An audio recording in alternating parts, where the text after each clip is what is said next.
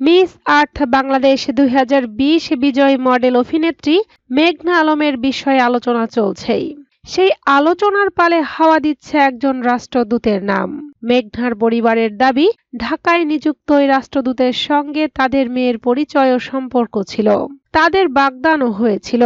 বাসায় আসার কথা থাকলেও পরে আর মেঘনাদের বাসায় যাওয়া হয়নি ওই রাষ্ট্রদূতের।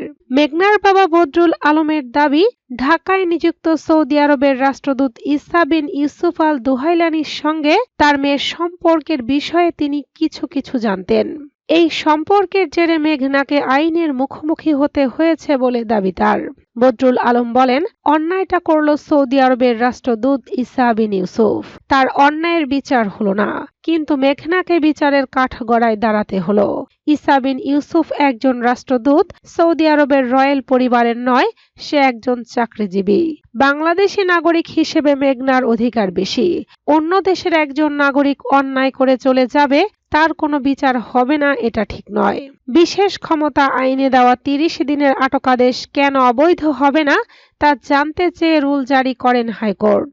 এ বিষয়ে মেঘনার বাবা বদরুল আলম বলেন, বিশেষ ক্ষমতা আইনের যে অর্ডার সেটি সঠিক নয়। যে প্রক্রিয়ায় মেঘনাকে গ্রেফতার করা হয়েছে সেটিও সঠিক নয়। তাকে ধরার ২৪ ঘন্টারও বেশি সময় পুলিশ হেফাজতে রাখা হয়েছিল, সেটিও সঠিক নয়। এছাড়া যেসব অভিযোগ মেঘনার বিরুদ্ধে আনা হয়েছিল সেগুলোও সঠিক নয়।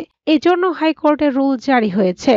সদ্যবিদায়ী সৌদি রাষ্ট্রদূত ঈসা বিন ইউসুফ আল দুহাইলানের সঙ্গে মেঘনার সম্পর্কের বিষয়ে জানতে চাইলে তার বাবা বলেন, দুজনের সম্পর্কের কিছু জানতাম।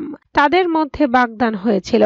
রাষ্ট্রদূত ঈসা আমাদের বাসায় আসার জন্য তারিখ নির্ধারণ করেছিলেন, কিন্তু পরে আসেননি। সৌদি আরবের রাষ্ট্রদূত অনানুষ্ঠানিকভাবে মেঘনার বিরুদ্ধে অ্যাকশন নেওয়ার জন্য বাংলাদেশের পররাষ্ট্র মন্ত্রণালয়কে অনুরোধ করেন, কিন্তু মেঘনার ভাষ্য, তাকে মিসগাইড করেছেন পররাষ্ট্র মন্ত্রণালয়ের একজন কর্মকর্তা।